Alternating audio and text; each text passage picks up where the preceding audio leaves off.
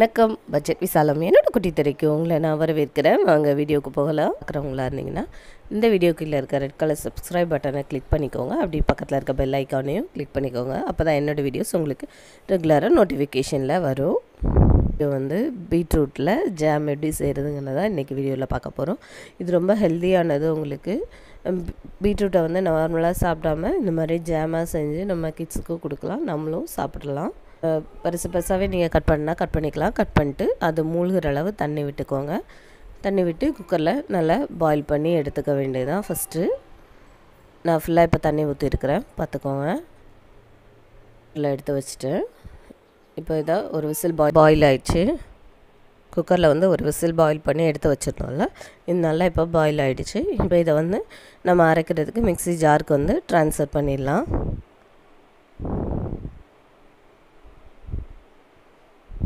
லைட்டாக இதில் தண்ணி இருந்தாலும் ஒன்றும் இல்லை.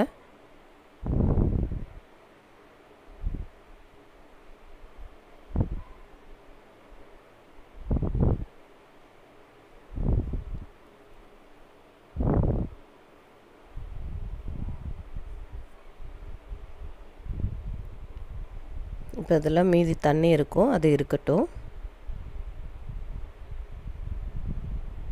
மிக்ஸி ஜாரில் அரைச்சி எடுத்துருக்கு பாருங்கள். நல்லா அதோட கலரு அந்த ஷைனிங்காக அப்படி இருக்குது பாயில் பண்ணதுனால.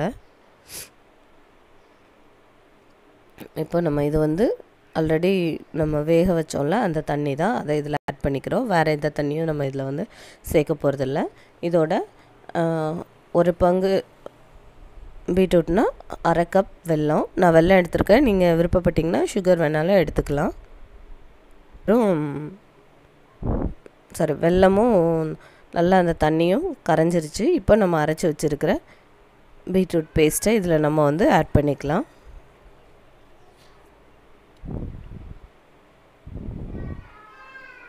வெல்லம் அதுவும் பீட்ரூட் கலர் நல்ல டார்க் கலராக இருக்குது உங்களுக்கு. இதுலேயே வீட்டில் அதை எடுத்து போட்டிங்கன்னா அதில் தண்ணி எதுவும் இல்லாமல் உங்களுக்கு இருக்கணும்.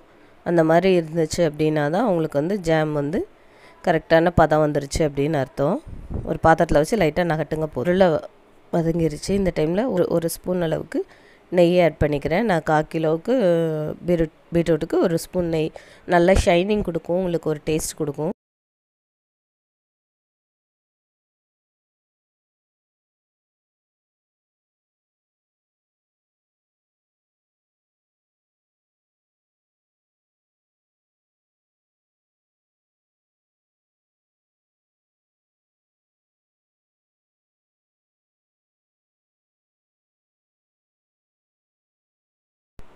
நல்லா நெய் ஆட் பண்ணி ஒரு 3 மினிட்ஸ் நல்லா கிளறி விடுங்க. அதுக்கப்புறம் ஒரு 10 ட்ராப்ஸ் அந்த அளவுக்கு எலுமிச்சை சாறு சேர்த்துக்கிறோம். இதில் நம்ம வேறு எந்த ப்ரிசர்வேட்டிவ் ஐட்டமும் சேர்க்கலை, லெமன் ஜூஸ் மட்டும்தான் சேர்க்குறோம். அதையும் சேர்த்து ஒரு 2 நிமிஷம் கிளறினாலே போதும். அதுக்கு மேலே வைக்க வேண்டாம். ஏன்னா லெமன் ஜூஸ் சேர்த்ததுக்கப்புறம் ரொம்ப நேரம் இந்த மாதிரி கிண்டக்கூடாது, அடுப்புலையும் அந்த ஹீட்டில் இருக்கக்கூடாது. ஒரு 2 நிமிஷம் போல் வச்சுட்டு ஒரு கிளறி விடுங்க, போதும். அந்த ஸ்மெல் மட்டும் போனால் போதும். உங்களுக்கு நல்லா ப்ரிசர்வ் பண்ணி 3 மந்த்ஸ் வரை நீங்கள் ஃப்ரிட்ஜில் வச்சு இதை யூஸ் பண்ணிக்கலாம். கிட்ஸுக்கு அந்த ஜாமோட கன்சிஸ்டன்சி நல்லா வந்துருச்சு பாருங்கள். உங்களோட கமெண்ட் பாக்ஸில் எழுதுங்க. இந்த வீடியோ உங்களுக்கு பிடிச்சிருந்தால் லைக் பண்ணுங்கள், ஷேர் பண்ணுங்கள், கமெண்ட் பண்ணுங்கள். நெக்ஸ்ட் ஒரு நல்ல வீடியோவில் பார்க்கலாம். தேங்க்யூ ஃபார் வாட்சிங்.